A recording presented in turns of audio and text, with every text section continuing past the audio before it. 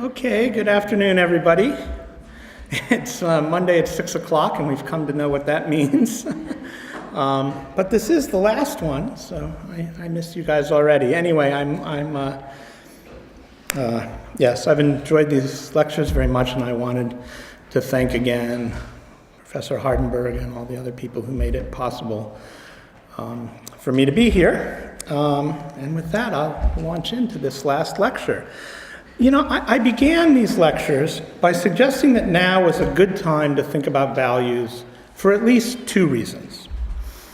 One reason was that Sherry Ortner has told us that anthropology now is mostly focused on studying the darkness that marks neoliberal social life in very many places in the world. But she also says that this dark anthropology needs some kind of anthropology of the good to help it identify possible alternative kinds of lives beyond neoliberal darkness that people might consider working toward living. I'm actually largely on board with Ortner's diagnosis of contemporary anthropology as having taken a dark turn. And I'm also on board with her broad vision of anthropology as what might be called something like a science of alternatives, or a science of kinds of life that might be worth living. But I would suggest that to fully understand other ways of living, we can't focus only on critique, resistance, and activism. As Ortner recommends, I think we also need to explore people's broader understandings of the good and the ways they seek to realize the good in some, if not all, aspects of their lives. I argued that an anthropology of values is a way to approach the task of producing this kind of work that informs us about what the different kinds of things people see as good and the ways they try to realize those goods. That brought me to my second argument for why focus on values now, which was a kind of simpler argument. It didn't take in all of the anthropological zeitgeist, but it did notice that while there are a lot of useful ideas about values floating around in anthropology, we don't have any agreed upon theoretical point of view from which to study values. And I've tried to make a start on generating a theoretical view then that takes up many of the resources we already have and builds on their strengths. I'm trying to work toward a theory of values that could fill this sort of missing piece in anthropology. Of course, I don't have any real say as to whether this theoretical approach becomes an agreed upon view of values, but my ultimate goal, both in these lectures and in the writing that will follow, is to develop at least one view comprehensively enough and with enough clarity that it could reopen discussion on what a full-fledged, perhaps even agreed upon theory of values might look like. In the first lecture, I also argued that any such view of values was going to have to take into account the fact that values have proven themselves to be interesting as objects of study both in objective and in subjective terms. So my position has been that we'll need a theory that attends to values from both of these perspectives and that doesn't privilege one more than the other. We need a perspective that recognizes that values have important objective qualities, important subjective qualities, and that also explores ways of relating these two faces of values to one another. So I talked about that in the first lecture. In the last two lectures, I discussed some ways of looking at values as objective parts of the worlds people live in, and also as subjective forces that shape people's perceptions, motivations, and actions. And through my discussion of monism and pluralism, I also tried to relate the analysis of objective structures of value to some very broad considerations of how people subjectively experience their lives. So when I talked about monism and pluralism, I was trying to take a first step toward integrating objective and subjective approaches. Different kinds of objective structures of value, I argued, led to different kinds of subjective experiences of living in the worlds that those values help to create. In today's final lecture, I want to do two things, or maybe, if you'll forgive the cleverness, I want to do 2.5. Okay? First, I'll explain why I say 2.5 in a minute. First, I want to suggest that if the anthropology of values is in fact going to be a science of alternative ways of life, anthropologists will need to write ethnographies that make readers feel the force of other people's values. Values that currently don't move readers or do not move them very strongly. Okay, if we're going to write ethnographies of values that are effective, we're going to have to learn how to communicate about values in ways that communicate the kind of subjective force they have for people who already hold them. So a key question then becomes, how do we accomplish that? How do we write those kind of ethnographies? Hans Joas, writing in Critical Dialogue with Habermas, suggests that that scholars have devoted a lot of attention to studying how people communicate reasoned arguments, how they can or should communicate about their rational reasons for acting as they do. What we haven't done, Joas says, is look nearly as extensively at how values can and should be communicated. Rational arguments about concepts aim to convince people, but communication about values, Joas says, should aim to captivate them. Should aim to, and I don't know what the German word is for captivate, but should aim to grab people, to sort of hold them hostage, as it were. Communication about values, then, shouldn't just persuade people through reason, but should captivate people. It should make people feel the power of specific values to direct attention and push for realization. On Joas's view, we have to realize that to understand a value is to know what it is like to feel its force.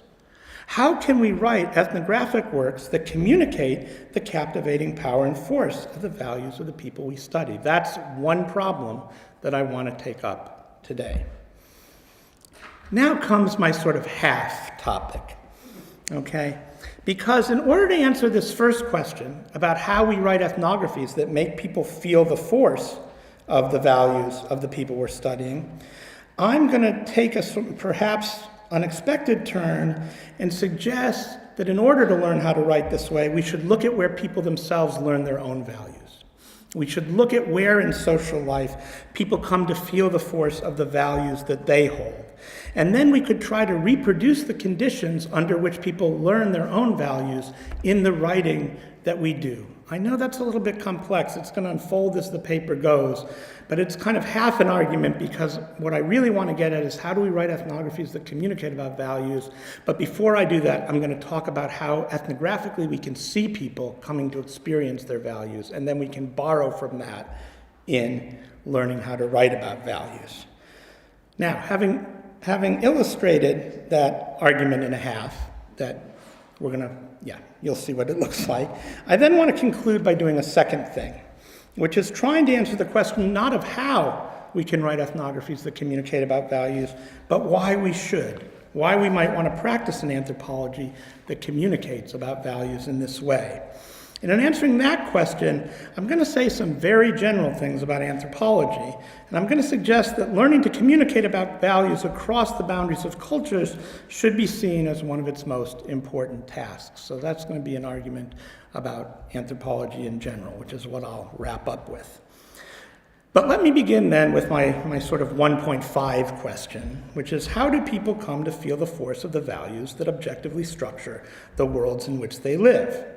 Right? This is a 0.5 question because after we figure out how people come to learn about their values, we're going to ask how we can incorporate their learning into our writing so that our readers can also learn these values. This is actually a topic, how people come to learn about their values, is a topic I've been thinking about for a long time, and I can't discuss every aspect of it today. If people have questions, we could go further with it.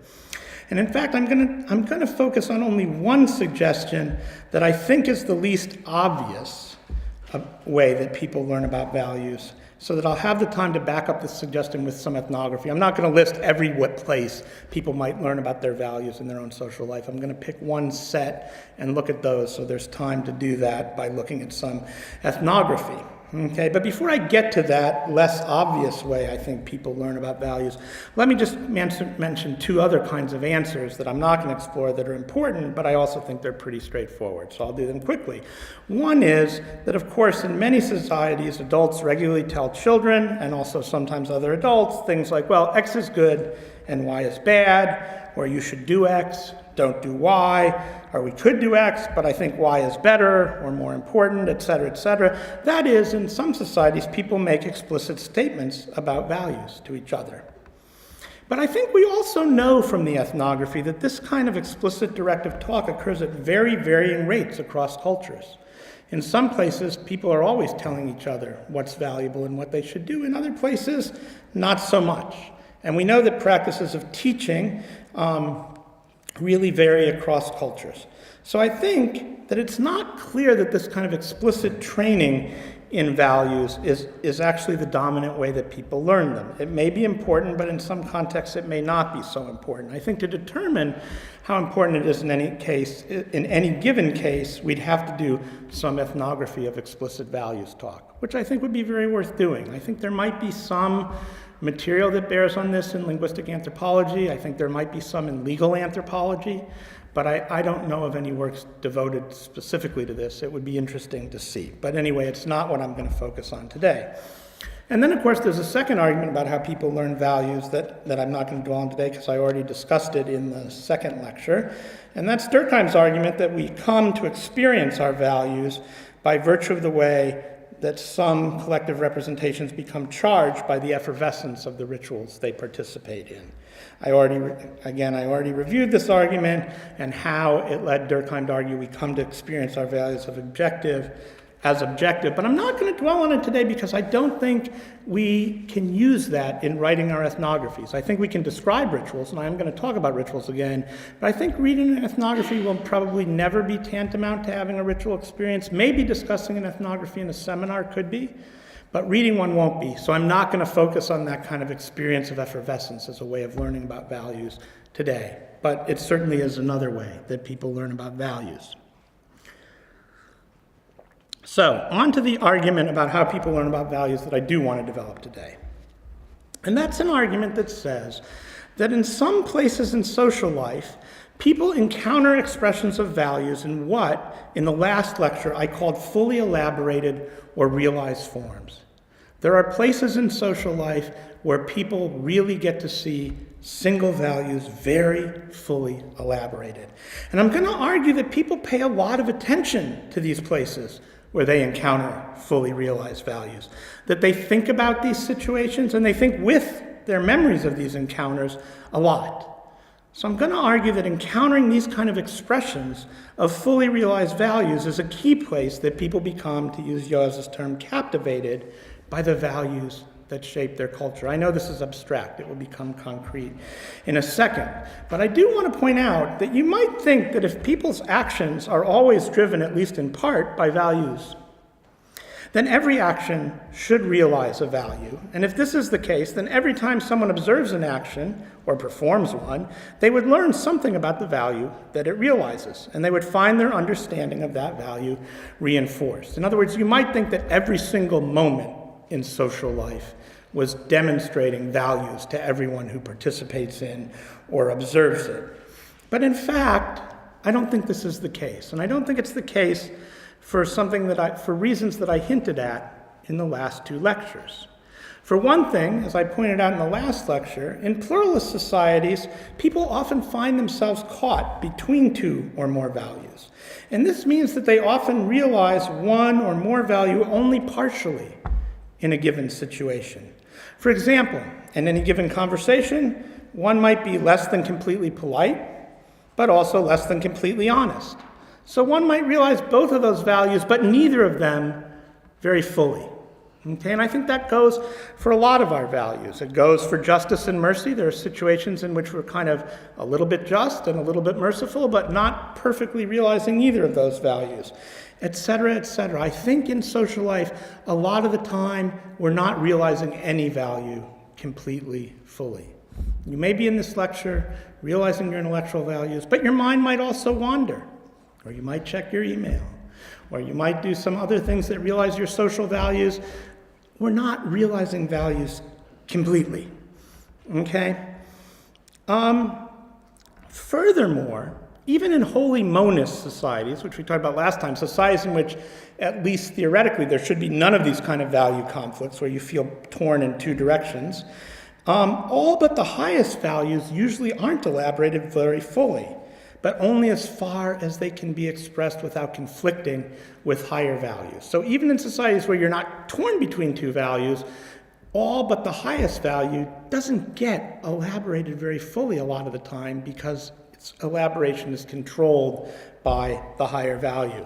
And then finally, as Nancy Munn taught us, people are often working on lower ranked values in ways they hope will let them set up chains of value transformation. They're going to use one valued action to feed into another even more highly valued action, to feed into a third even more highly valued action, etc. But these chains can take a really long time to unfold. You'll remember you can plant a garden 20 years in a row and give the produce to your affines, waiting for them to return a kula shell in a canoe. Then you've got to get those kula shells and canoes into the kula circuit. You may not even get the return that realizes your fame for 30 years in your life, right? So a lot of the time, people aren't really working on their highest values. They're working on much lower level values, hoping they'll chain up in this way, but there's no guarantee that they will. So even highest values are often not on display much of the time. I think what makes very intense, Talcott Parsons once said, intense religious movements are the only time people work in a sustained way on their highest values.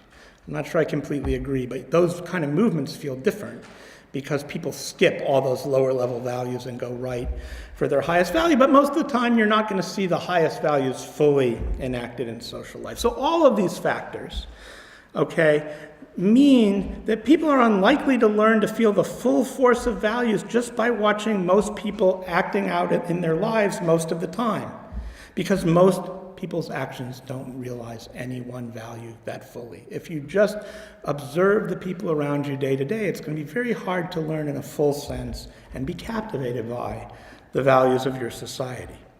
But there are some places in social life, I want to suggest, where people can either observe values being enacted very fully, or they can enact them fully themselves.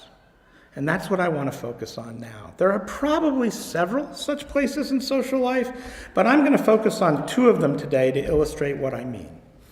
One of the ones I'm going to focus on is that people can learn about fully elaborated values by paying attention to and thinking about what I'm going to call exemplary persons, and I'll define that for you in a minute. Secondly, I'm going to say that they can learn about fully realized values by participating in or watching ritual performances. So those are going to be my two examples. I don't think they exhaust the places people find or encounter fully realized values in social life, but I think they're two really good examples of how people do this. Okay, so let's start with how people learn about values in full form by watching and thinking about exemplary people. The key to this argument is going to turn on how we define exemplary persons. What am I going to mean by exemplary persons? I think most of us tend to think of exemplary persons as people who approach being perfect, or are what in English we call role models. I'm assuming that term translates, yeah? Okay? They're people that other people would like to be like. I think that's what we tend to think of exemplary persons as being. But these aren't the kind of people that I have in mind for the argument I'm making here. I want to call exemplary persons people who realize one value very fully. Okay?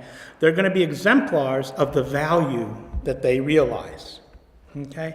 Often, these people realize one value so fully that they disregard other values, and thus they live in ways most people would not want to live, or could not live even if they wanted to. There's a very well-known article in moral philosophy by a philosopher named Susan Wolf called Moral Saints. And in that, she defines moral saints as people who singularly work just to realize the highest moral values of their society. They disregard all other values and work only toward those. Now, she comes from a value pluralist position.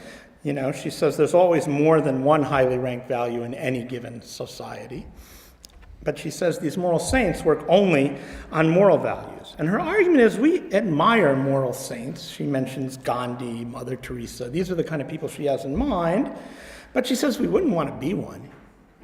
You know, we wouldn't actually want to be a moral saint. And we wouldn't want to be one because moral values aren't the only values out there in our worlds. You know, she points out that there are values of beauty and success and love and many other kinds of values that moral saints completely fail at. So Wolf tells us moral saints aren't well-rounded. That's another English idiom, but I'm just trusting it translates. Yes, they're not full people in a sense. They're not well-rounded, okay? They're just people who are exemplars of one fully elaborated value. And all exemplars share this quality of not being very well-rounded, and I think, as we'll suggest, all of them share this quality that we don't actually want to be these people. So value exemplars are extremists of a sort. They're extreme about one value in their society. But I do want to suggest that we can demonstrate ethnographically, and I'm going to try to do this for you in a minute, that these moral exemplars or not moral, value exemplars are also the kind of people that other people in their societies pay attention to, think about, and talk about a lot. I want to suggest that ethnographically we can show that people are very strongly drawn to paying attention to these value exemplars, these extremists, even if they don't feel they could live like them. They're people that really attract a lot of other people's attention. So why do they attract all this attention? Why are people so interested in them? If they're not role models, if we're not going to live like these people, why do they fascinate us so much? I'm going to suggest that people are interested in these value exemplars precisely because they teach those people about the nature of the single value that they so one-sidedly realize. They show other people, that is, what the value they work on is like in its fully expressed form, and they model what it means to be fully captivated by that value. Okay? I'm actually finally going to turn to some field work in the middle of a lecture and not at the end. And I'm going to give you some examples of exemplary people from my own field work among the Erat Men to illustrate my argument. And since I'm going to talk about the Erat Men at a little bit of length today, maybe I'll also mention a few very basic things about them. I've mentioned them before, but not given you much background. Erat Men are a language group of 400 people living in the far western highlands of Papua New Guinea. They live in a very remote locale. They're almost completely removed from the market economy, no electricity, no roads to anywhere. In Papua New Guinea terms, crucially, no airstrip. They have to walk at least 6 hours in any direction to get to anybody else. And when they get there, those people will speak a different language. So they're 400 people who see themselves as a single society and whose boundaries are really quite clear. Because they were very small, the whole language group is very small, and because they're they're far from anywhere you can land a plane, they were never directly missionized. Missionaries never spent any time living there. They'd walk through and stay one night every now and then, but they never spent very much time there. Okay? But they saw that the world around them was changing, that their neighbors who had airstrips had missionaries living there, and that people were starting to convert, and they sent their kids out to study with missionaries. And those kids came back and taught everybody in Erat Men about a lot of the basic tenets of the Christian religion. Then in 1977, a charismatic revival movement, a movement where people are possessed by the Holy Spirit and given various gifts of the Holy Spirit, Pentecostal charismatic Christianity, began in New Zealand and moved from place to place to place in Papua New Guinea, carried by local people from each location to the next. It eventually reached Erat Men, and in 1977, as the Erat Men say, the Holy Spirit came down and got us, and the entire community converted to Pentecostal and charismatic Christianity inside of a year. By the time I arrived in 1990, achieving Christian salvation was a key community goal and a key personal project for pretty much everyone in Erat Men. I'm not really going to tell you the story of their conversion today, but I could bore you to death later if you want to ask me about it. And that's something a lot of my early work was focused on, but that's the basic story. That radical change in their life, that complete community conversion, was only 13 years old when I began fieldwork with the Erat Men at the end of 1990. It had only happened 13 years before. For that reason, Erat Men culture was very strongly pluralist at the time I studied it. Christian values related to salvation were paramount on the religious level, which was very highly ranked, had been traditionally and continued to be. But at the same time, what we can call traditional values, or what the Rotman call the ways of our ancestors, were still crucial on the economic, political, and kinship levels, which were also very highly ranked. So objectively speaking, Rotman life was marked by value pluralism, where two values were very highly ranked, and it was often difficult for people to choose between them. I'm not going to dwell on that tension today, although that's really been the center of my early work, but I wanted you to have that basic background. But with that background in place, let me give a brief sketch of Rotman values. I am just going to summarize it here. I'm going to ask you to trust me ethnographically so that I can get to talking about the value exemplars that I want to talk about in a little bit of detail. And I'm going to keep my discussion of Rotman values simple at first by focusing primarily on what I've called traditional values, okay, on the values that still structure kinship, economic life, political life to a large extent.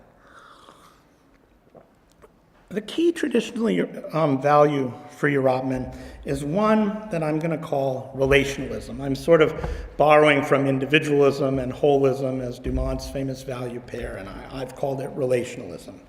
Okay? That value is a value on making and maintaining relationships. Okay?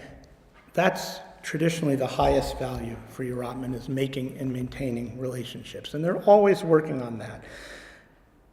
Rotman are 400 people. They have a very strong rule of endogamy, of marriage within the community. So almost everyone is related to everyone else in Rotman. I challenged a few people who were very, very bright and very, very kinship savvy to name one Rotman person they weren't related to. And one of them managed to find one. He thought, yeah, I think I'm probably not very related to that one other person, but everybody's pretty related. Rotman are also cognatic. They reckon kinship relations both through the mother's line and the father's line. And so what you get when you have 400 people intermarrying and reckoning kinship through the mother's and father's line is that everybody's not only related to each other, but they're related to each other in a bunch of different ways. And what this means, and if this was a different kind of anthropology seminar, we could spend the whole day on this, but what it means is almost no social relations can be taken for granted. Rotman will never tell you they do something because of a kinship status they have to the person, because they have more than one kinship status. And say, well, I went and gardened with that person because that's my mother's brother, or I went, okay. All of that has to be negotiated every time. All social relations have to be made and remade, and making them and remaking them is at the heart of Rotman relationalism. They have a very strong sense that if you're not busy making and maintaining relationships, they could go away, which is not our picture of a lot of kinship-based societies, but most of our models are not based on cognatic systems like this. This is how it feels and seems to Rotman. So relationalism is their highest value. But one thing that makes Rotman life quite complex is that success in realizing the value of relations involves two conflicting lower-level values. So even traditionally, there was a pluralism in Rotman of a sort, because in order to accomplish relationships, you had to work on realizing two different values that were actually in conflict on a lower level. One of these is a value that I translate as willfulness. It means being based on your will. You could use the English term, but I realize this just may not work at all in German, pushiness. To push people around, to try to make them do what you want to do. And Rotman have borrowed the pidgin term for this. They talk about people pushing other people, okay? Willfulness, it's like bossiness, if that's a term that works, okay? Okay, willfulness, when you act willfully, you try to bring people into a new relationship with you, okay? You try to persuade or push people that they should exchange with you or garden with you or live with you or hunt with you or marry you. All of that is seen as willful in Rotman. You try to make a new relationship happen. And they're willful and they're pushy because when you try to get somebody to do this, you're not paying attention to any of the other things they might be obliged to do with other people. You're asking them to ignore all their other relations, at least for that moment, and focus on the relationship with you. And that's why it's pushy. It's coming completely out of your own impetus, your own desires, or what they call your own will, san. Okay? But this kind of willfulness is not the whole story when it comes to realizing the higher value of relationalism. Because if you're too willful, if you're always creating new relationships, you're going to lose the old ones. So you also have to realize what Erat Men call the value of lawfulness, avem, as well. And this means meeting the reciprocal demands of relations you already have. If I make a relationship with you today, and then I go make one with you tomorrow, but don't act reciprocally to the one I made yesterday, I'm going to lose that one. So you've got to constantly be balancing willfulness and lawfulness to have as many relationships as you can, but also to keep them working and to keep people from being so unhappy that they leave their relationships with you. In Nancy Munn's terms, in a sense, you've got to work to balance lawfulness and willfulness in appropriate kinds of value chains in order to get to the value of relationalism in the end. People are constantly working to balance these two things so that they can realize as many relationships as they possibly can. But one thing that is true in this system is that because people are constantly having to balance their lawfulness and their willfulness, to pay some attention to their old relations, some attention to their new relations, you rarely see full-on displays of lawfulness or willfulness in your Rotman social life. You see people, say in English, hedging their bets, betting on both sides, doing a little bit of both. That's what social life looks like in your Rotman. So given that you're always mixing these, doing them halfway, et cetera, how do young people learn about the values of lawfulness and willfulness? How do they learn about what these values look like? And how do adults remain conscious of what they look like in their fully elaborated forms? How do they realize what each of them would demand if realized most fully if they're always kind of doing half and half? And this is where the two exemplary persons that I want to talk about come into my argument. Okay? One thing, so I'm about to talk about these persons, right? One thing to know, and just imagine what a horrifying kind of situation this is to do fieldwork in. Erat Men don't gossip. They think that bad speech can be very, very harmful, both to the people you're talking about and to yourself. They also don't trust speech very much at all. That's a much longer story, but they're not inclined to believe anything anybody says. And they have very elaborate reasons for that. It's not that people are so defective, it's that that's not what language is for. It's for, anyway, that's another story. But the upshot is, Erat Men just don't gossip very much. And when you think about how much of anthropology is aided by people's gossip, it's kind of, anyway, it makes for, the little bits of fieldwork I've done with other people, I always feel it's too easy. Speaking of value, I got so used to having to work so hard to learn everything I learned in Erat Men. If people just told me things, I'd be like, well, that can't be very interesting. They just told it to me. Anyway, Erat Men don't gossip. But there are at least two men. There's actually another set of men that I don't have time to talk about today, but there are two men that Erat Men do talk about a lot. They dream about them a lot. Erat Men report their dreams in the morning, so you hear a lot about these two men when people report their dreams. And they talk a lot about what these two men are doing. I'm not sure I would call it gossip because they don't talk sort of maliciously about them, but it just stands out that these are two men that they talk about all the time, against a background of hardly ever talking about other people. And I think it's not an accident that one of these men they talk about all the time is the most wholly lawful person in the community, and the other one is the most completely willful person in the community.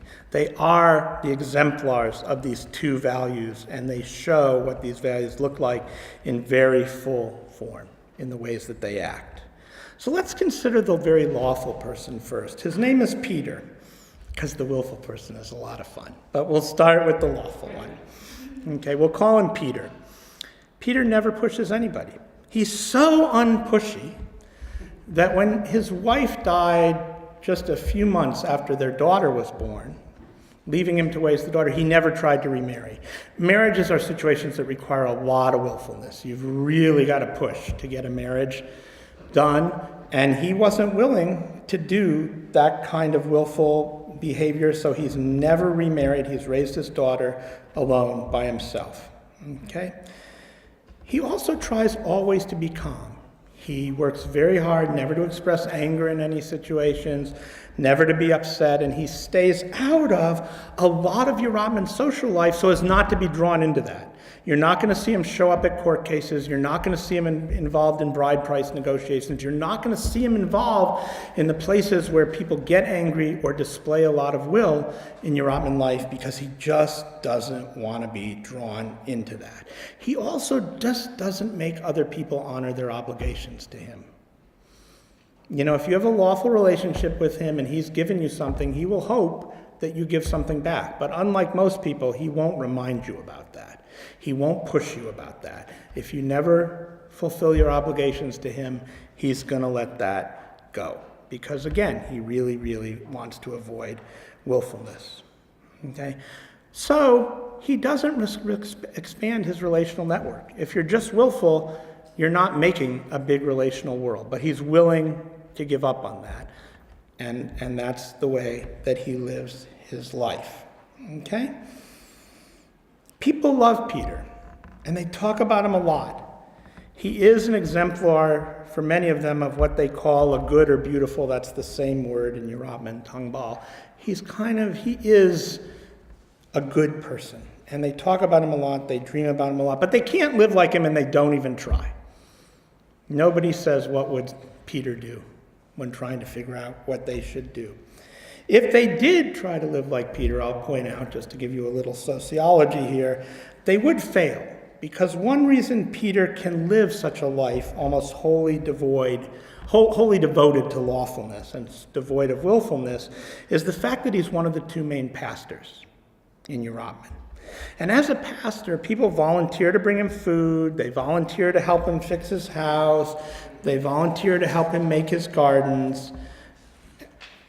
He doesn't have to push people to keep these relations going the way a normal person would, because people keep them going themselves for religious reasons. It's sort of understood that he'll look after the church and they'll help look after him.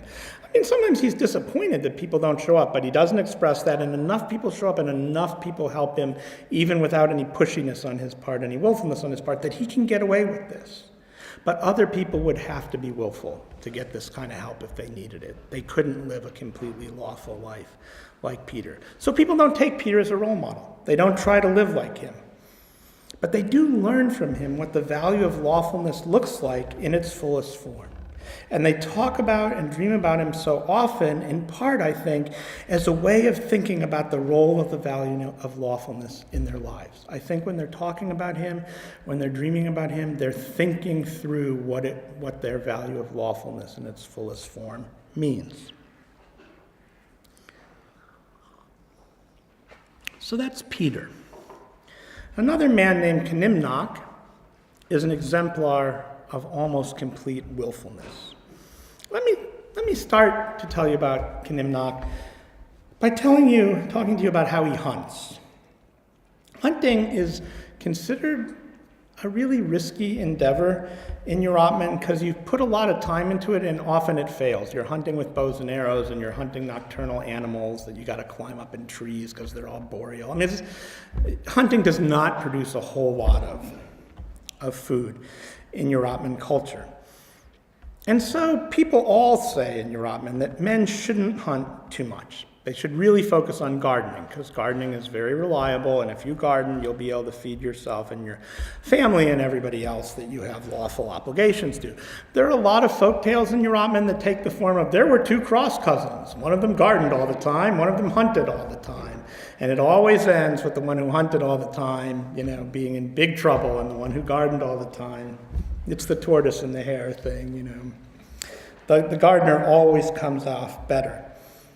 Along with that, there's a very, very well-developed, there's a nature spirit named the sort of the spirit or the mother of the marsupial woman. And the marsupial woman is the spirit that looks after the marsupials. Men who've been hunting and having a lot of success, because I said you don't have a lot of success usually in Rotman, begin to think that probably this marsupial woman has fallen in love with them and she's giving them a lot of marsupials. And it's understood that if you keep hunting after you've been so successful and she's she's courting you, that she's eventually going to marry you. You're not real aware that this is going, the only awareness you have of that this is going on is you're so successful at hunting, but it's really understood to explain how people are so successful at hunting. And eventually, the marsupial woman is going to become jealous of the hunter's human wife and will then try to kill him. So really successful hunters, again, I mentioned you often have to climb up in trees and stand on branches with your bow and arrow and shoot. It's a pretty treacherous business, and often people slip. And men who've been really successful, if they get a little unbalanced in a tree or they have any other kind of accident, decide, okay, this is it. The marsupial woman is now done with me. She's very jealous of me, and if I don't leave my human wife, she will kill me, and they stop hunting for a period. And I knew 3 men, even in the couple of years I was there, who did that. This wasn't unusual, okay? It shouldn't surprise you, though, that Knimnock hunts all the time. This willful guy hunts all the time. And he does so because meat is a super high perceived gift that he can use to push people into new relationships, right? You don't get a lot of meat hunting in Erat Men, but when you have meat, it's a big deal, okay? But he so overdoes hunting that sometimes his gardens fail, and he has to buy a garden, which is considered incredibly shameful in Erat Men. He had to do that once while I was there. People said he'd had to do it before. Nobody else gets into that kind of situation. And more than that, he continues to hunt not only in the face of his garden failure, but in the face of the fact that he's been married to the marsupial woman for a very long time. And he's been sure for a long time she's trying to kill him, and he runs around saying, she's trying to kill me. She's very dramatic about what she's doing, but he won't stop. He won't stop hunting because it's such a source of male prestige. And that's seen as incredibly willful on his part. And his marriage to the marsupial woman, by the way, is not his only willful marriage, because he's also married to more than one woman, which is rare in contemporary Erat Men. They are Christian. They still think of this as kind of allowed, but in fact, nobody does it. But the situation is even more willful in this, because the 2 women he's currently married to, not counting the marsupial woman, one is the mother, and the other is a daughter who he married when she was an infant and raised her. And in Erat Men terms, it's like being married to your own daughter. So this is kind of an incestuous union. It's a plural. It just, in Erat Men terms, it's just a complete example of very, very pushy living.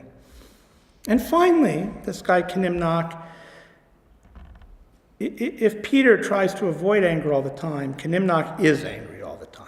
He seems to get angry and threaten people on any given day because he says they're talking behind his back, or they're trying to seduce his wives, or he's just angry all the time. And Erat Men really do try to control anger as part of lawfulness, not as fully as Peter does it, but nobody runs around angry all the time the way Knimnock does.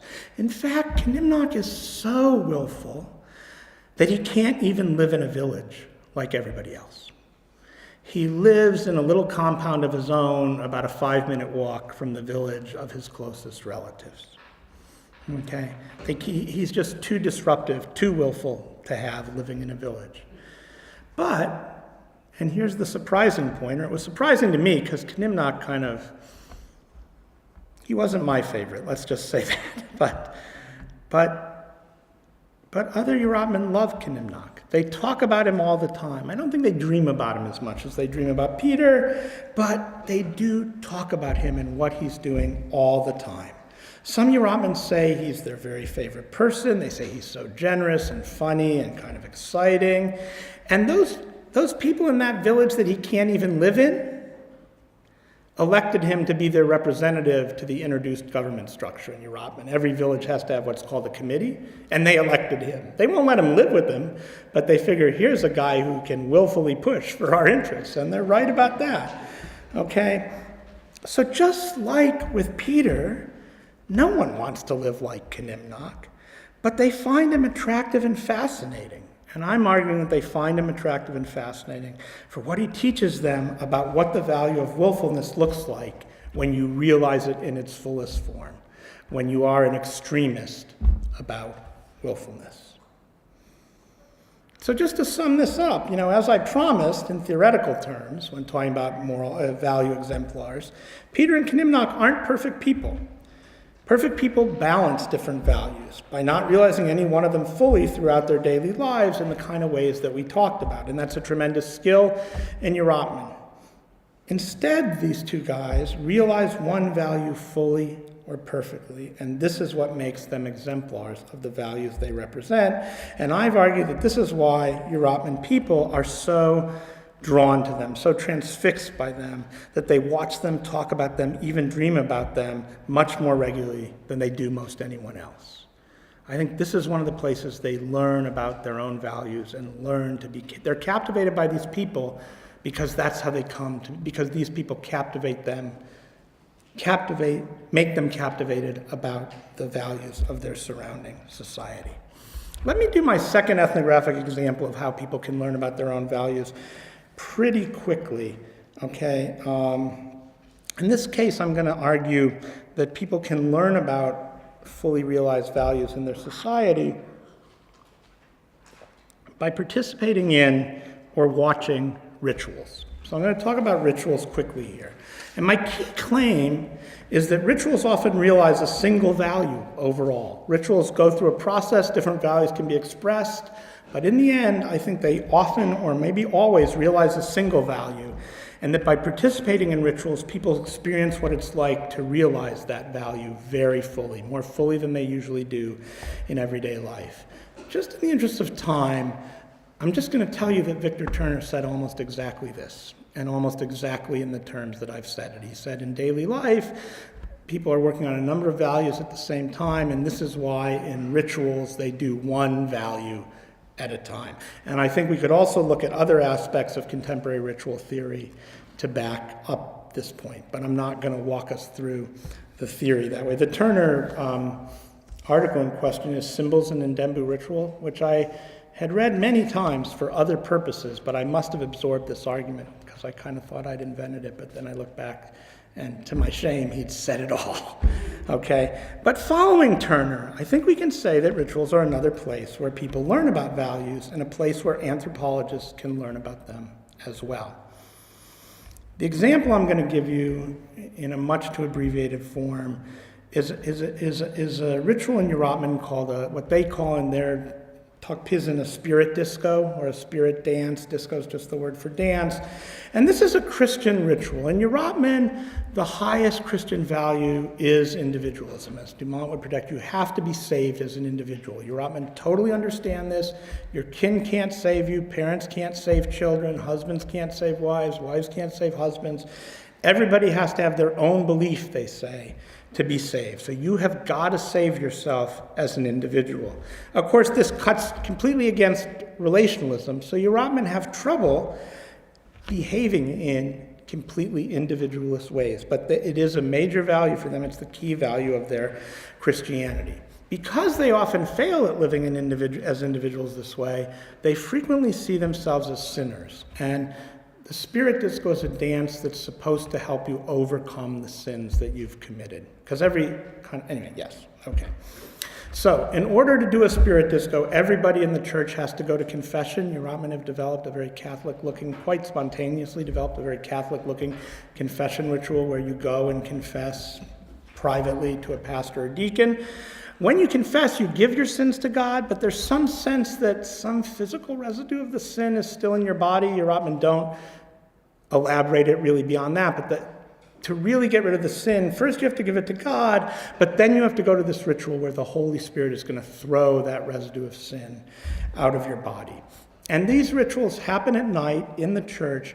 People dance in a circular motion and they pull down the Holy Spirit. They dance at the beginning, going like this, and they call this pulling the Spirit. And as they do this, a few people will become very violently possessed. They start shaking and jerking, and they're running all over. These churches are tiny, And it's very chaotic in the church once you have 3 or 4 people possessed like that. So every person who gets possessed has a couple of people who follow them and try to control them, as the Erat Men say, try to keep them from hurting anybody else as they're sort of flailing around. Finally, after about an hour of this, all of the possessed people, one by one, over about a 10 or 15-minute period, kind of collapse in a heap on the floor in a pose of complete relaxation. You know, they're just like that. And as Erat Men see it, the violence of the possession has been the Holy Spirit fighting with the sins in their body, and that final pose, you know, you're lying on the floor in that complete relaxation, is when the Spirit has finally won and all the sins are gone from your body. In a sense, it's when you have no willfulness left inside you, because in ways I couldn't get into, willfulness is sin. Anyway, that, for the Erat Men, is the portrait of the completely saved individual. And it's the one moment the Erat Men think you could know that if Jesus came back, that person would be saved. And in fact, in a kind of complicated way, they feel like everyone in the church would be saved at that moment, because the Holy Spirit wouldn't possess 5 or 6 people unless everybody had confessed and was free of sin. Okay? What's interesting about this ritual is that it gives some play to willfulness and relational values. You know, there's the singing together, pulling the Spirit. There's the relationship of controlling other people. But in the end, it resolves into single individuals alone by themselves on the floor. And I think it's a clear experiential example of what it's like to fully realize the value of individualism. And they basically tell you that when they say, this is the person ready to be saved. Okay? I've gone through that very quickly because I want to get to my last part. I've talked about exemplary persons. I've talked about rituals. I think there are other places in social life that people find values very fully expressed. I think myth is a good place to look at people learning to feel the force of values. They have that kind of captivating value, that captivating quality. Some of us went to Alex and Holger's presentation of Pairundu stories a couple of weeks ago, these stories from Papua New Guinea. And even though we really, probably most of us don't know the value systems they were talking about or anything, somehow when the story is being told, we pay real attention to it and we find it possible to pay real attention. I think part of that is we know from our own lives that myths are places where you're going to learn about values. I mean, I think that myths are another place that this happens. And I'm sure there are other places where we can learn about, where people learn about them. But I've given these examples of the places in social life where people often learn to look for values, often learn about values that captivate them. And my goal in doing so is to finish the argument that I call my 1.5 argument, which is to sketch some aspects of an approach to studying how people come to feel the force of the values that motivate them.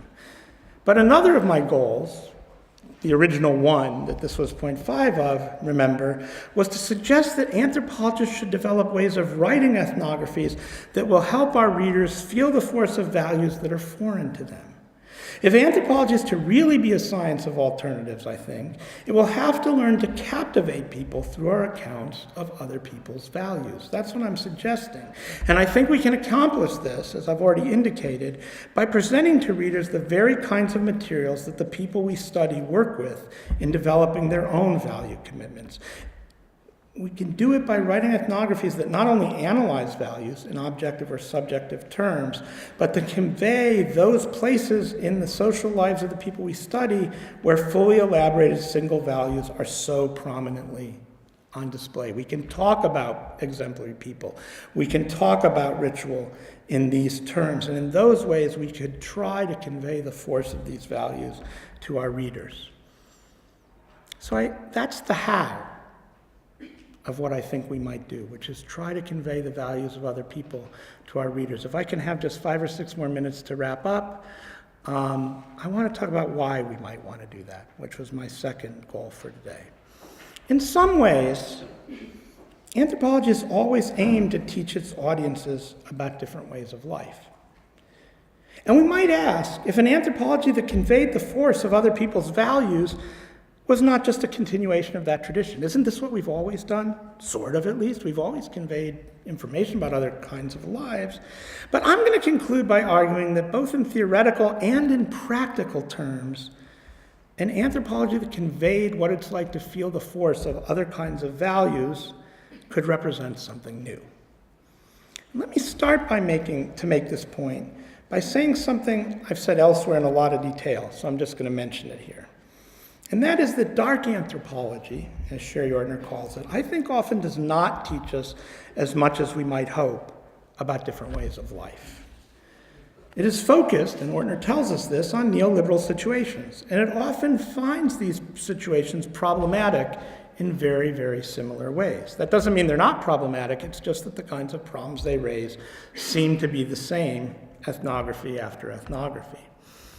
And alongside, or part of this dark focus on neoliberalism, there's also developed an anthropology of suffering, which, as I've also argued elsewhere, is often built on the assumption that certain aspects of suffering are universal and can be recognized and evaluated in very different places without the need for careful attention to local cultural elaborations. In relation to these facts about contemporary anthropology, I think an anthropology that focuses on the different values people living in different places hold, and on the diverse ways they try to achieve the good of realizing these values could push anthropology back toward a stronger interest in other ways of life than I think it's showing on average right now. That may not be a problem in this department, but I look at the journals. Go ahead. I think one can build an even stronger argument for an anthropology of values and of the good if one starts from this disciplinary loss of interest in difference and asks how it came about. There's certainly a complex history to tell here about how anthropology lost at least a lot of its interest in difference, and I can't tell all of this history. I'm not even capable of it, even if there were time, but you'll be glad to know I realize there's not time. Okay? So I'm going to focus only on one part of the history of the anthropological loss, relative loss of difference in history. And the part of the story I want to tell here is one about the way cultural relativism has faded into the background of contemporary anthropology. If one looks at the early history of at least the American tradition of anthropology that followed from Boas, and I'm guessing it was there in Germany too, because that's where he came from. I'm not sure it's there in England, where I spend a lot of time now, but certainly in the American tradition. If one looks back to the early history of that tradition, many scholars held the idea that anthropology should be a science that promotes tolerance by showing that in all cultures, people's lives make sense in their own terms and ought only to be judged in those terms. At one of the points of its highest confidence, this is the kind of relativist anthropology that allowed the American Anthropological Association to register a dissent during the comment period of the 1948 UN Universal Declaration of Human Rights, suggesting that the proposed declaration's inherent individualism might be an inappropriate imposition on many other cultures, where other values are ranked more highly. They did that. The American Anthropological Association, somebody's just published a book that includes it again, but you can find it. They said this human rights thing seems a little bit ethnocentric to us. A lot of anthropologists have recently been apologizing for that, but I think that tells us something. Anyway, we're a long way from the relativist confidence of 1948. I can't prove this, but I have a strong sense that most anthropologists today are not full-blooded relativists in this sense. They're no longer willing to accept the near universal tolerance that cultural relativism demands, nor to accept what the philosopher John Cook calls the stance of moral recusal. You say, I'm not morally qualified to make a judgment that comes with cultural relativism. A kind of moral recusal where one follows the maxim that one cannot pass judgments beyond the bounds of one's culture. I don't think most people are full-blooded relativists this way anymore. I went around asking people, my friends and colleagues, a lot a few years ago, and most people said, no, you can check your own gut instincts on this. But really, I think anthropologists today want to be able to say that some things that happen in cultures on their own are clearly wrong, that they're clearly, as Ortner says, dark. And they're dark regardless of whatever sense they make in local terms. This shying away from relativism is, I think, one, albeit only one, reason cultural difference has become so much less central to anthropology today. But might it be possible to develop an anthropology of values and of the good that return the anthropological focus strongly to alternative ways of life, but that did not have what many people now feel are the downsides of relativism, that did not demand universal tolerance and moral recusal? Could an anthropology of values and the good return us to difference without feeling the shackles of a relativism most people won't take on anymore? Okay. Could the attempt to convey to anthropological readers the force of values other than their own contribute to a project like this, of recovering the power of difference in anthropology? My final argument, which I promise will be short for these lectures, is that it can, that an anthropology of values could accomplish this. To see how this works, let me return at the end to the notion of value pluralism. We know from Weber that value pluralism holds that within societies there are often a number of values that are not clearly marked as higher or lower than one another, and that therefore compete with one another for people's energy and commitment. These are the warring gods of the different value spheres, right? In passing, I mentioned in the last lecture that the great intellectual historian and philosopher Isaiah Berlin was another architect of this idea of value pluralism. I borrowed his phrase, tragic choices, when you have to choose between two good things and you can only have one. Okay? But Berlin does differ from Weber. By the way, intellectual historians are quite tickled by the fact that he claims never to have read Weber, although he seems to have read everybody else. I mean, he was a very learned person. But in any case, he definitely differs from Weber in one very key respect. And this is what I've got to make clear if I'm going to get this argument to the end. Berlin is not so interested in the idea that in any given society there exist a number of competing values. That's not what he's after. That's what Weber's after, but that's not what Berlin is interested in. Berlin thinks that it's a fact about the world, a fact about reality, that there are a number of values that exist that conflict with one another, but each of which can support human flourishing. He's not making a relativist or a cultural argument. He's saying this is true about reality. There is more than one value in the world that can foster human flourishing, and they don't all agree with each other. Okay? In fact, what he's saying is there are clearly a number of different good ways to live, but no one can live them all at the same time because they conflict with each other. Berlin is well known as a liberal, so we can imagine that he has in mind as conflicting universally potentially relevant values, ones like liberty and equality or justice and mercy that I've been mentioning. But Berlin's point can be read more broadly to include also the idea that values that the liberal tradition does not think of or rank very highly or elaborate, but that also exist and might be shown anthropologically to support human flourishing in the societies in which they're dominant. The Erat Men value of relationships might be a case in point, okay? As might be the valuation of social hierarchy that we're starting to learn about from recent African literature, or even the value of affinity over dissent, or vice versa, or even individualism, which anthropologists love to bash on, might be a candidate here. So we might construe the broadest aim of an anthropology of values and the good in Berlin's terms as a way of exploring all the real values that exist in the world by studying each of them in the places where they are highly valued and fully expressed, and exploring the kinds of human flourishing that they support. I'm suggesting that we could make this kind of anthropology effective in the world by bringing readers to come to understand the force of values other than their own that we learn about ethnographically. We would do this in order to draw our readers into value conflicts themselves, in which they come to feel tensions between the values they bring to anthropological texts and the values they encounter within them. What would it be like to read about the Erat Men and ask, wow, what if I valued relationships that highly? Okay, to feel the force of the values in the text they read and experience the conflict that would raise for them. We might think of this project as fostering a relativism of the good rather than a relativism of the morally difficult. We might think of this as a way of testing people's confidence in their own values rather than simply of testing their ability to remain tolerant in the face of customs they find distasteful. At its most ambitious, one might hope this kind of anthropology of values in the good could be a project that returns anthropology to its vanguard status as a positive science of alternative ways of living. Thanks.